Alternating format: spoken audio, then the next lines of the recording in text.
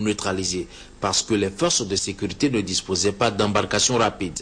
Pour mettre un terme aux différents défis des criminels et trafiquants de tout genre qui ont opté pour la voie maritime ou fluviale, le chef de l'État a sollicité l'appui des États-Unis qui ont répondu favorablement à la requête du Bénin. Les forces navales béninoises ont reçu gracieusement de la part du gouvernement américain 2 vedettes rapides et un lot de pièces de rechange. Ces 2 vedettes entièrement équipées de moyens modernes de navigation et de communication vont donc renforcer les capacités opérationnelles des forces navales béninoises. Il n'y aura plus désormais aucune chance aux malfrats qui s'aventuraient encore dans nos eaux territoriales. Le matériel qui a été offert n'a pas été par hasard. Je crois que c'est par rapport au matériel que les malfrats utilisent désormais. Nous avons des vedettes qui vont à près de 72 km/h. C'est vrai que sur la route, ce n'est pas beaucoup, mais sur l'eau, c'est déjà beaucoup. Ce matériel est une réponse efficace au mode d'action des malfrats aujourd'hui qui utilisent des embarcations de plus en plus rapides. Donc je crois que nous serons en mesure, quand l'occasion se présentera, de pouvoir poursuivre les malfrats et pouvoir les mettre hors d'état de nuire. Les embarcations fournies au Bénin sont, selon l'ambassadeur des États-Unis, d'une version un peu plus grande que celle utilisée par les gardes-côtes américaines. D'une longueur de 8,9 m, chaque vedette est dotée de 2 moteurs hors bord de 225 chevaux.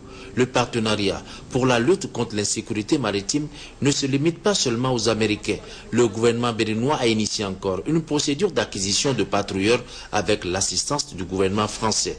Ces moyens mis ensemble contribueront à renforcer la surveillance lagunaire et maritime et à combattre dans les eaux du Bénin la piraterie et les actes criminels de tout genre. C'est pourquoi le ministre d'État chargé de la Défense nationale a tenu à rassurer surtout les usagers du marché d'Antokba. Chère maman du marché d'Antokba, le gouvernement est avec vous. Ayez donc confiance en lui. Excellence, Monsieur le Président de la République, vous n'avez cesse de répéter que notre marche vers le progrès passe par la paix et votre gouvernement fait tout pour tranquilliser davantage les paisibles populations de nos villes et de nos campagnes.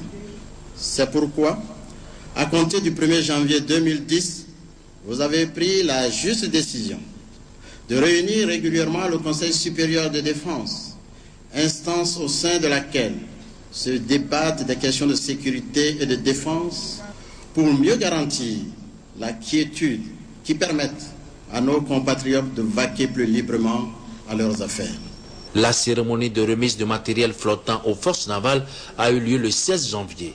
Une minute de silence a été observée en mémoire de nos compatriotes qui ont perdu la vie ce jour lors de l'agression du Bénin par les mercenaires.